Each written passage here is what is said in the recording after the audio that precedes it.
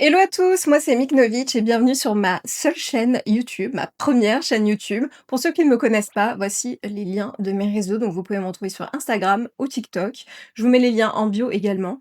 Alors pourquoi j'ai décidé de faire ma chaîne YouTube? Tout simplement parce que j'ai l'habitude de faire des vidéos un peu longues sur TikTok, mais j'ai l'impression que c'est pas forcément le bon réseau social pour ça. Donc j'ai décidé de me lancer sur YouTube parce que j'avais envie de vidéos plus creusées, plus documentées, plus longue, enfin bref, pour vous faire plaisir évidemment et pour me faire plaisir également. N'hésitez pas surtout à m'envoyer de la force donc, à liker mes vidéos, à vous abonner, à partager. Vraiment, n'hésitez pas, ça me ferait plaisir parce que cette vidéo notamment a demandé énormément de travail.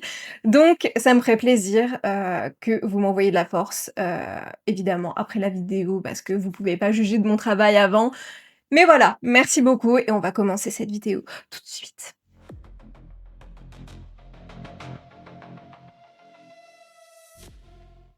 Pour cette toute première vidéo, moi j'avais besoin de parler d'un sujet qui me tient vraiment à cœur, Michael Jackson.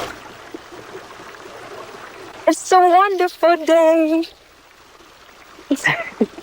day. Surtout, depuis le documentaire, qui est sorti sur Netflix, comme vous le savez ou peut-être pas. En tout cas, si vous ne l'avez pas vu, je ne vous conseille pas d'aller le voir. Mais ça, c'est mon point de vue. J'en parlerai peut-être plus tard dans la vidéo. En tout cas, Michael Jackson, le verdict, comme ils l'ont appelé sur Netflix, dont j'ai d'ailleurs fait 3 vidéos sur TikTok, si vous voulez aller voir. Voilà, donc c'est de ça que va parler cette vidéo aujourd'hui. Ce documentaire revient sur les accusations d'abus sexuels contre Michael Jackson. Il est présenté comme une enquête sérieuse, équilibrée, qui laisse parler les faits. Oui, le problème c'est que quand on creuse, donc quand on creuse vraiment, sur les intervenants, sur ce qui a été dit et surtout sur ce qui a été omis, on tombe sur des choses vraiment, dérangeantes. Des choses qui jouent sur notre perception de l'innocence de Michael Jackson, donc qui, je le rappelle, a été déclaré innocent. Non coupable, not guilty on all counts, comme disent les Américains.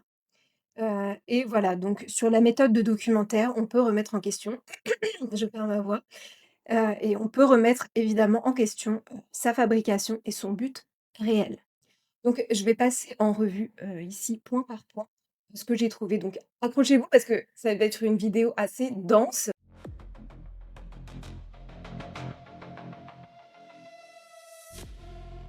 Donc, qui sont les producteurs de cette série documentaire? Nous avons James Goldstone. Donc, qui est James Goldstone? Je vais vous le dire tout de suite. C'est un producteur et journaliste britannique, notamment connu pour son duo avec Martin Bashir. Je pense que ça doit en parler à certains, surtout si vous avez vu le documentaire Netflix. Il apparaît dans les premières minutes. Et donc, c'est bien plus qu'un collègue pour James Goldstone. Martin Bashir est un ami avec qui il a travaillé sur, je vous le donne en mille, Living with Michael Jackson. Donc, je pense que ça doit parler à certains d'entre vous, mais Living with Michael Jackson, c'est un documentaire donc qui a été mis sur les ondes en 2003, qui a donc par la suite amené Michael Jackson à une perquisition, à un procès qu'il a gagné avec la famille Arvizo. Mais on en parlera un peu plus tard. Donc, Living with Michael Jackson, c'est une émission qui était présentée donc par Martin Bashir et qui aura de lourdes conséquences, donc comme je le disais, pour Michael, puisqu'il se retrouva finalement accusé donc par le jeune Gavin Arvizo de gestes et de comportements déplacés suite donc à ce documentaire.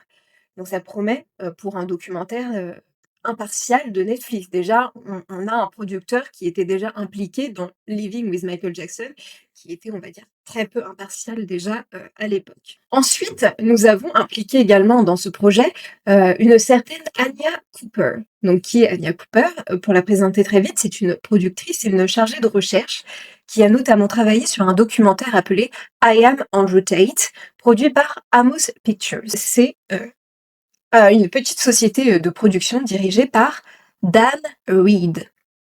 Et si ce nom parlera à certains d'entre vous, j'en suis sûre, peut-être que d'autres l'ignorent totalement, mais Dan Reed, c'est un réalisateur connu notamment pour son documentaire très controversé, et à juste titre, Living Neverland. Voilà, est-ce que ça vous parle? Est-ce que là, maintenant, ça vous parle? Donc avec les 2 accusateurs de Michael Jackson, à l'heure actuelle, donc qui sont Wade Robson et James Safechuck. j'en parlerai un petit peu plus tard aussi. Mais Reed prépare d'ailleurs un énième film, hein, sur Michael Jackson, sur le procès de Wade et James. Bon, mauvaise nouvelle pour lui, hein, le procès est reporté, en 2028, je crois, 2027 ou 2028, mais peut-être une bonne chose pour les 2 accusateurs, hein, qui peuvent jouer la montre et se dire que l'estate, lâchera l'affaire. Moi personnellement, j'espère que l'estate ne donnera rien, hein, voilà, j'en ferai peut-être une autre vidéo justement sur Wade Robson et James Safecheck. En tout cas, j'espère que l'estate tiendra bon et qu'ils parce qu'ils demandent quand même, les 2 accusateurs demandent quand même plusieurs centaines de millions d'euros. Bref, vous faites ce que vous voulez avec cette information, on va continuer. Nous avons également, David Herman, qui est impliqué dans Michael Jackson: The Verdict, donc sur Netflix, et qui est un proche d'Anya Cooper. Donc Anya Cooper, comme je l'ai dit, qui connaît très bien Dan Reed puisqu'elle a travaillé avec lui et pour lui. Et donc David Herman est un proche d'Anya Cooper. Donc ils avaient déjà travaillé sur un documentaire en commun avant et travaillent désormais ensemble dans la même boîte. Décidément, ça rapproche. Et je rajoute évidemment, pour une petite cherry on the cake, qu'un autre, des producteurs, US, donc c'est une productrice, Lynn Redmond, a travaillé sur l'émission, 20/20, donc je sais pas si on dit 20/20 ou 20/20, en 2005 et notamment sur un épisode sur LaToya Jackson. Et devinez qui travaillait également sur l'émission 20/20, 20/20 en 2025? Martin Bashir et James Goldstone, dont je vous parlais donc juste avant. Bref, c'est dingue, hein, on pourrait croire que tout est connecté, c'est incroyable. Tout le monde se connaît, c'est un petit milieu, hein, et évidemment, Netflix a choisi des producteurs, totalement impartiaux, c'est magnifique.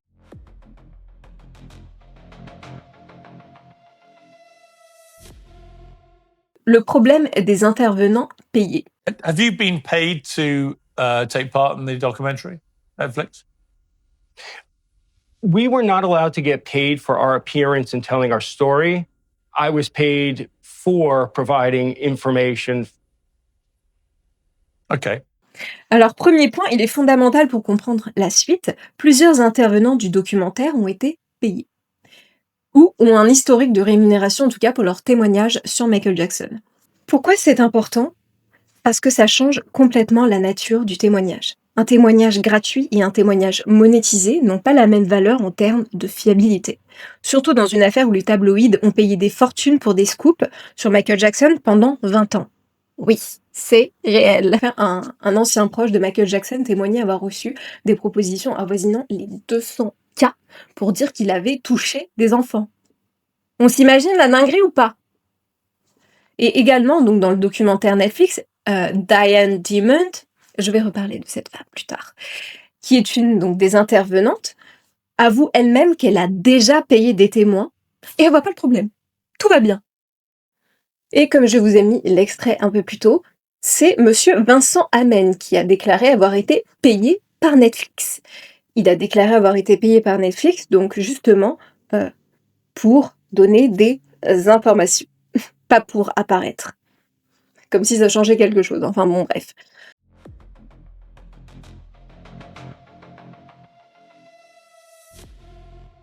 Donc Vincent Hamel, justement, le gars du sac, pour ceux qui ont vu le documentaire Netflix, donc vous savez, il prétend avoir vu quelque chose de compromettant, avec le magazine qui aurait eu des vidéos entourées avec le feutre. Bon, ce qu'on ne vous dit pas non plus dans le documentaire, enfin, oui, ce qu'on omet de vous dire, c'est que Vincent Hamel n'a travaillé qu'1 mois pour Michael Jackson. 1 mois. Bref, je ne sais pas si on se rend compte, mais Netflix le présente comme vraiment un proche de Michael Jackson. Pas du tout. Et ce qui n'est pas anodin par contre, c'est qu'il était introduit dans l'entourage par Frank Cassio. Frank Cassio, je pense que j'en ferai une vidéo ainsi que lui et toute sa famille parce qu'ils accusent maintenant Michael Jackson, d'abus aussi, hein, alors que pendant 30 ans, ils l'ont défendu. Bref, on en reparlera plus tard dans une autre vidéo. En tout cas, Frank Cassio était lui-même donc un proche de la famille Jackson, depuis l'enfance. Voilà. De plus, il a écrit un hommage, donc je parle de Vincent Hamel, il a écrit un hommage à Michael Jackson, donc en chantant ses louanges, hein, en 2013, donc en qualifiant l'affaire de « coup monté ». Ce qui va donc à l'encontre de ce qu'il affirme à Netflix. On rappelle qu'il a été payé de toute façon, ce qui entache légèrement sa crédibilité, mais ça, c'est à vous de voir. Moi, en tout cas, c'est ce que je pense.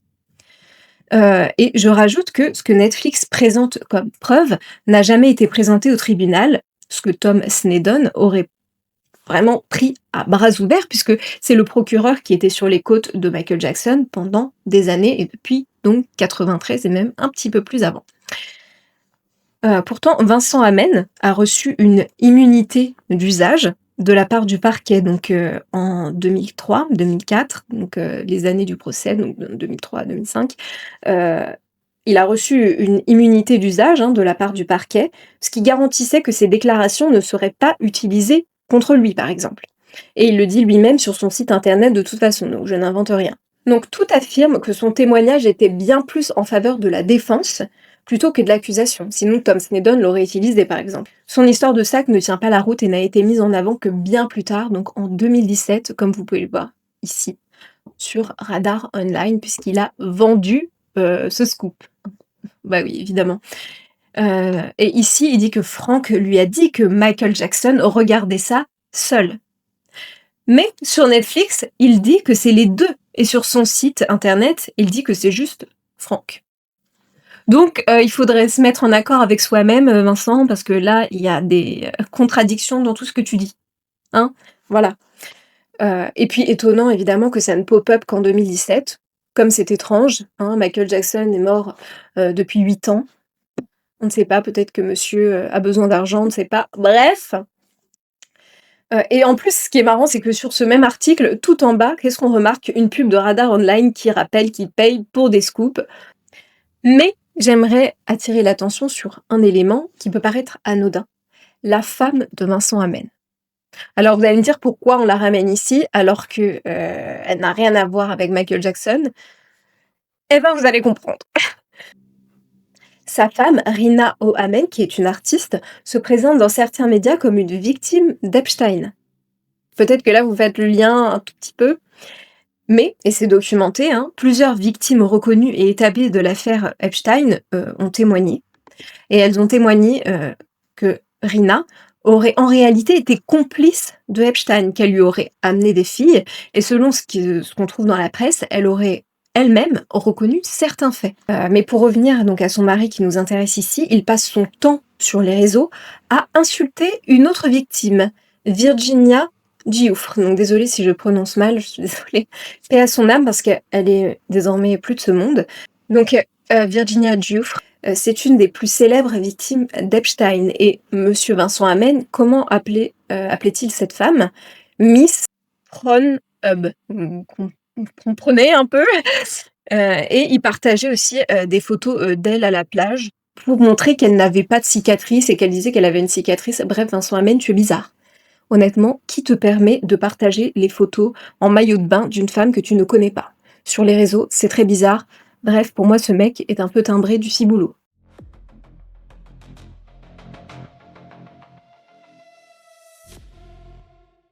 Dans ce documentaire, il y avait effectivement des conflits d'intérêts et Netflix, évidemment, ne va pas vous le dire. Donc c'est vraiment un point qui, pour moi, aurait été important de mentionner, c'est que Ron Zonen. Donc Ron Zonen, vous savez, c'est le procureur qui charge Michael Jackson énormément durant justement ce documentaire Netflix. Je trouve étrange qu'on ne parle pas lui aussi de sa femme, puisque elle-même est dans ce documentaire. Oui, oui. Donc de qui on parle? On parle de Louise Palanker. Donc Louise Palanker, vous savez, c'est celle qui témoigne comme étant une amie de la famille Arvizo. Donc on a un procureur marié à une amie proche de la famille plaignante qui témoignent tous les deux dans le documentaire pour appuyer la même thèse. Et le film ne fait jamais le lien entre les deux. Jamais ce n'est mentionné. C'est présenté comme deux témoignages indépendants qui se confirment l'un et l'autre. Bah oui, tiens donc. Sauf qu'ils ne sont pas indépendants du tout. Mais attendez, parce que ce n'est pas tout. Je vous jure qu'on dirait une blague, tellement tout est lié, c'est comme les producteurs, c'est fou. Donc vous savez qui était au mariage de Ron Zonen et Louise Palanker donc en 2008? Les frères Arvizo. Oui, les frères Arvizo, donc la famille plaignante qui a accusé Michael Jackson. Et il y avait aussi, tenez-vous bien, Diane Dimond. Ben tiens donc, celle qui témoigne en tant que journaliste d'investigation dans le documentaire Netflix et qui était également au mariage de Gavin Arvizo. Petite digression, mais vous savez que la mère qui s'appelle Janet Arvizo, qui s'appelait Janet Arvizo parce qu'elle a changé de nom, elle s'appelle désormais Janet Jackson. Oui, oui.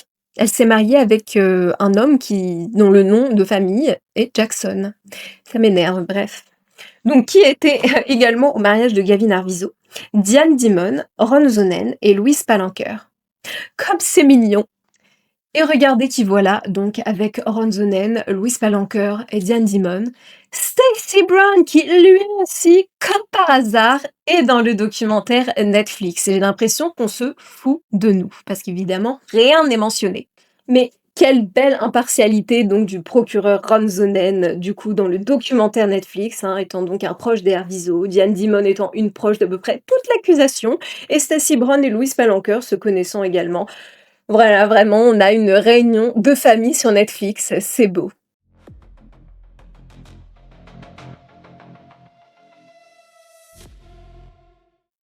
Autre chose donc qui m'a beaucoup marquée personnellement, c'est au début, il y a un moment où Martin Bashir affirme qu'il était horrifié, donc à l'époque de Living with Michael Jackson, il était horrifié que Michael affirme qu'il dort dans le lit avec Gavin.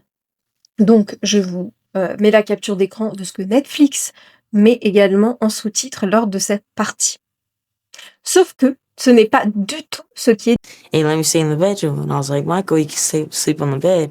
And he was like, no, you sleep on the bed, sleep on the bed. We're like, no, you sleep on the bed. And then he finally said, okay, if you love me, you sleep on the bed. dit. De plus, et Martin, comme Netflix le sait très bien, Michael Jackson a bien dit dans Living with Michael Jackson qu'il a dormi par terre. I slept on the floor. De plus, les allégations d'abus de la part de Gavin Arvizo sont datées, selon le plaignant, après ce reportage. Donc, quoi qu'il en soit, si Michael Jackson avait quand bien même dormi dans le même lit que Gavin Arvizo, il ne s'était rien passé. Donc, je ne sais pas pourquoi on fait une affaire avec ça, que Netflix le met là, de toute façon, puisque Gavin Arvizo, ses accusations datent d'après le documentaire Living with Michael Jackson. De plus, à un moment du reportage, Netflix évoque, je crois que c'est Ron Zonen qui le dit, qu'il y a un tableau inspiré de La Scène. Donc La Scène, je vous le mets. Donc La Scène, c'est soi-disant le tableau qui est au-dessus du lit de Michael Jackson. Sauf que l'artiste ayant fait cette peinture a témoigné et dit que c'était totalement faux et pas du tout inspiré de ce tableau qui est La Scène. Et même si c'était le cas, c'est quoi le point de Netflix ici? Je ne comprends pas, parce que c'est tourné évidemment comme si c'était quelque chose d'horrible. Même, c'est tourné, les lumières sont tamisées, pour que ça fasse peur, la musique, tout ça vous met dans une ambiance comme si c'était terrible, terrifiant, qu'on avait affaire à, presque, à du true crime, clairement. Mais bon, ça c'est la volonté Netflix évidemment, ils sont là pour faire de l'argent et pour provoquer des émotions chez vous, donc c'est fait exprès. Netflix est spécialisé dans la fiction, je ne vous apprends rien.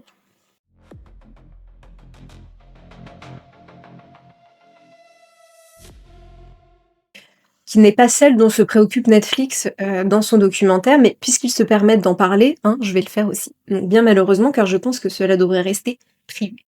Donc on va parler ici d'un point crucial sur cette affaire, donc la description des parties intimes de Michael Jackson, puisqu'une description avait été faite par Jordan Chandler aux enquêteurs, ce qui a amené à la perquisition de Neverland et aux photographies donc de Michael Jackson, dont il parlera ensuite dans un communiqué à la télévision. Donc qualifiant cette épreuve comme une des plus humiliantes de sa vie, mais que s'il fallait passer par là pour prouver son innocence, alors ça valait le coup. Il a bien du courage, mais en même temps, il n'avait pas le choix. Durant le reportage de Netflix, ils invitent Rosibel Ferrufino-Smith, qui est décrite comme une détective de la police de Los Angeles, donc la LAPD, Donc, ce qu'ils ne disent pas sur Netflix quand ils la présentent, c'est qu'elle a interrogé à l'époque, donc en 93, plusieurs enfants, certes, mais elle en a harcelé plus d'un. En tout cas, c'est ce que des enfants disent, donc en leur mentant pendant leurs interrogatoires et en disant que la police de LAPD, accrochez-vous, avait des photos de nus en leur possession et donc qu'ils devaient parler, que les enfants devaient parler. Donc là, je vous mets une capture d'écran. C'est un enfant qui a témoigné. Comme vous pouvez le voir sur cette capture d'écran, un enfant qui est désormais adulte avait été appelé à témoigner pour l'affaire Wade Robson et James Safechuck. Vous avez dit que je vous en reparlerai plus tard, c'est donc maintenant. Donc les deux accusateurs de Michael Jackson qui demandent des millions d'euros maintenant. Donc ils ont fait revenir des enfants qui avaient témoigné à l'époque, donc qui sont maintenant adultes. Donc là, leurs avocats, donc de Monsieur Robson et Monsieur Safechuck, ont interrogé Yoshi Wally, qui est le fils de Jolie Levine, qui était à l'époque l'assistante de MJ, donc dans les années 80 à peu près. À l'époque, il avait déjà témoigné des méthodes douteuses de la police, et donc là, avec les avocats de Robson et Safechuck, il réitère ses propos en affirmant qu'il tentait de l'intimider en mentant et en disant qu'il avait des photos nues de lui, ce qui s'est révélé faux, et qu'en plus, il lui avait menti en essayant de dire qu'il avait été abusé, ce que Yoshi, comme Brett Barnes, comme Macaulay Culkin ou comme Corey Feldman, a toujours démenti. Donc, revenons à Madame Rosibel Ferrufino-Smith. Donc, dans le documentaire Netflix, elle dit qu'elle a entendu la description faite par Jordan Chandler. Qu'elle était là, qu'elle a vu la description, etc. Mais elle termine, et attention, elle termine en disant, je cite, « D'après ce que j'ai compris, le croquis fait par Jordan Chandler corroborait les propos. » Je vous mets la capture d'écran. Donc, ce qui signifie qu'elle n'a pas vu les photos elle-même. Elle ne les a pas vues puisqu'elle dit « d'après ce que j'ai compris ». Donc, vous ne trouverez d'ailleurs, je pense, en tout cas moi je n'ai pas trouvé, vous ne trouverez nulle part quelqu'un qui a vu les photos et qui a entendu et vu la description de Jordan Chandler qui corrobore le fait que les deux parties matchaient. Tout simplement parce que si ça avait été vraiment le cas, Michael Jackson aurait été arrêté sur le champ. Alors, qu'en est-il ? Donc lors de cette affaire, Jordan Chandler avait été interrogé par la police et avait donné une description des parties intimes de Michael Jackson aux enquêteurs. Donc selon Tom Sneddon, donc le procureur qui est très impliqué à faire tomber Michael Jackson comme je vous le disais, les photographies des parties intimes de Michael Jackson révélaient, je cite encore, une marque sombre sur le côté droit, à peu près au même endroit relatif à la description de Jordan Chandler. Donc, il y a des mots comme relatif et à peu près qui sont importants parce que c'est peut-être que le à peu près, mon à peu près moi n'est pas le même à peu près que lui et n'est peut-être pas le même à peu près que Jordan Chandler. Vous comprenez un peu le problème ? Si je mets une tâche ici et qu'en fait elle est là, bah ça peut être à peu près pour la partie qui accuse. Par contre, pour la défense, c'est complètement éloigné. De plus, il n'y a aucune autre mention d'un quelconque détail qui matcherait entre la description et les photos. Étrange. Puis plus tard, on apprend que la sergente Deborah Linden, qui était sur l'affaire, a affirmé dans une attestation que Smoking Gun a pu se procurer que Jordan Chandler avait affirmé que le pénis de Michael Jackson était circoncis et qu'il avait une tache claire. Vous vous rappelez ce que j'ai dit sur Thomas Sneddon. Lui avait affirmé une tache sombre. Et là, c'est une tache claire. Ce qui va donc à l'encontre de la description de Sneddon. Ça semble plutôt imprécis. Et à la mort de Michael Jackson, on apprendra donc qu'il n'était en fait pas circoncis. Rajoutons aussi que les autorités sont même allées perquisitionner le cabinet du docteur Klein, le dermatologue de Michael, pour, je cite, savoir s'il aurait pu modifier sa peau afin qu'elle ne corresponde pas à la description du plaignant. Voilà, donc encore une fois, étrange pour une description qui est censée correspondre totalement. Il y a un problème. Puis on sait aussi, ou peut-être que je vous l'apprends, mais Larry Feldman, l'avocat de Jordan Chandler et de la famille Chandler, en tout cas de la partie accusatrice, a fait une proposition à la défense de Michael Jackson en 1994. Oui, je sais que l'affaire s'est réglée en 1993. Mais en 1994, l'affaire se poursuivait toujours, hein, malgré l'accord à l'amiable, donc entre les assurances de Michael Jackson, pas Michael Jackson qui lui voulait aller au procès, et les Chandler. Donc, ce Larry Feldman fait donc une proposition avec plusieurs choix à la défense. Comme c'est gentil. Donc, il propose que Jackson donne les photos qui avaient été réalisées. Sauf que ça me paraît plutôt difficile, puisque le clan Jackson lui-même n'avait pas les photos. Ou que Michael Jackson se soumette encore une fois à un examen photographique. Mais comme dit avant, ce fut un des moments les plus humiliants de sa vie. Et à quoi cela aurait-il servi, puisqu'il venait de faire des photographies de ses parties intimes. Qu'en est-il des photos? Donc, à savoir que normalement, le tribunal les a. Et la dernière proposition, qui est la plus étonnante, que les photos soient donc exclues de la procédure. Tiens. Donc, comment un avocat qui est sûr et certain que son client ne ment pas peut laisser le choix que la preuve formelle que son client a vu l'accusé nu soit rayée d'un coup de crayon de l'enquête? Ça n'a vraiment aucun sens. Ça n'a aucun sens. Et je rajoute ensuite qu'en 1994, la mère de Michael Jackson, donc Katherine Jackson, sera appelée à témoigner par le grand jury pour savoir si une intervention médicale ou une opération aurait pu expliquer un changement d'apparence. Pourquoi, si ça correspond? C'est bizarre. Et au final, donc, ces fameuses photos qui ont quand même été prises sous la contrainte n'ont jamais été utilisées comme preuve, tout d'abord en 93-94, mais également au procès de 2005, où Snedden, voyant le cas de Gavin Arvizo dans un sale état, clairement, il faut le dire, demandera 10 jours avant la fin du procès, comme c'est pratique, s'il pouvait ajouter les photos de 93 au procès, mais cela n'a pas été retenu comme preuve, puisque déjà en 93, ça n'avait pas été le cas.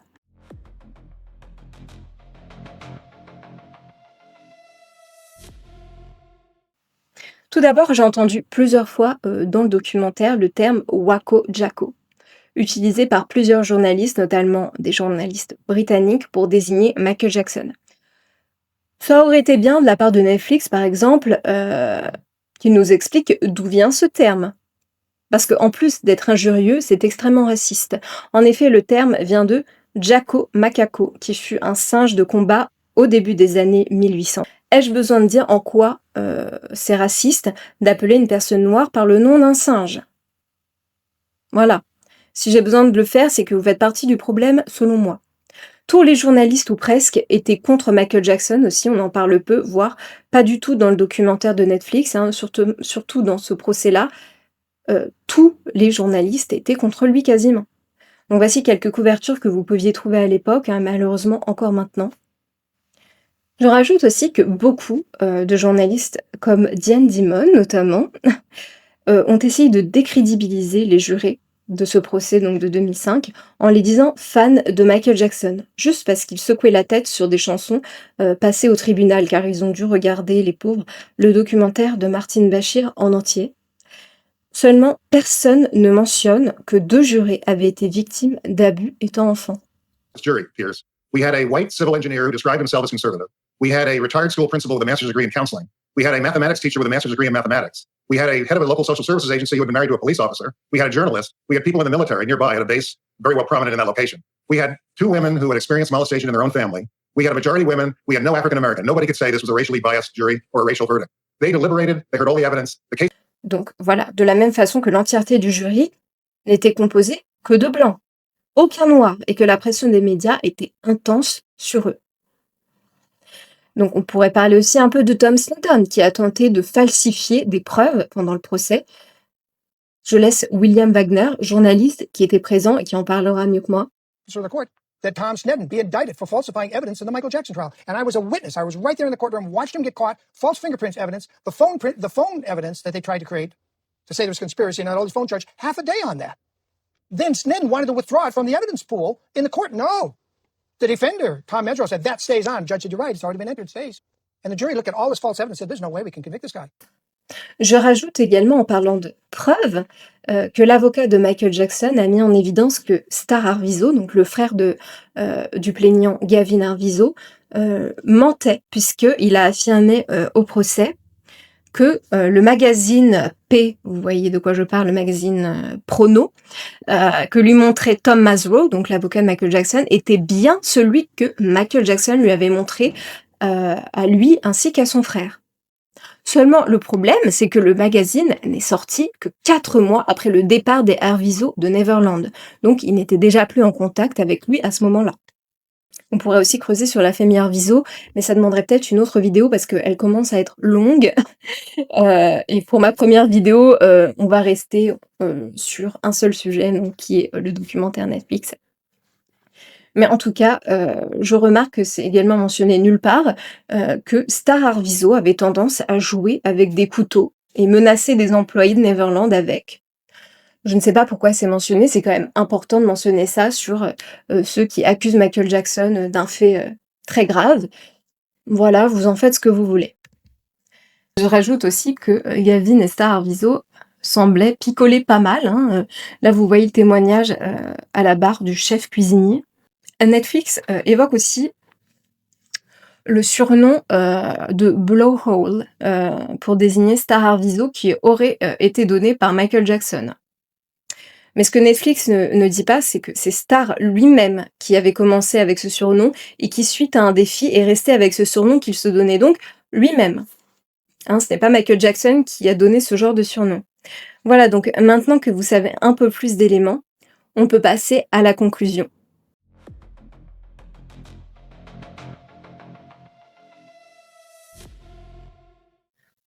Donc, moi, je ne suis pas ici pour vous convaincre que Michael Jackson était innocent, puisqu'il l'est. La justice a rendu son verdict. Non coupable sur tous les chefs d'accusation. Ce que je voulais dénoncer surtout, c'est la méthode. Un documentaire qui se présente comme une enquête objective alors qu'il omet systématiquement tout ce qui aurait pu nuancer ou contredire sa thèse, ce n'est pas une enquête, c'est un documentaire à charge.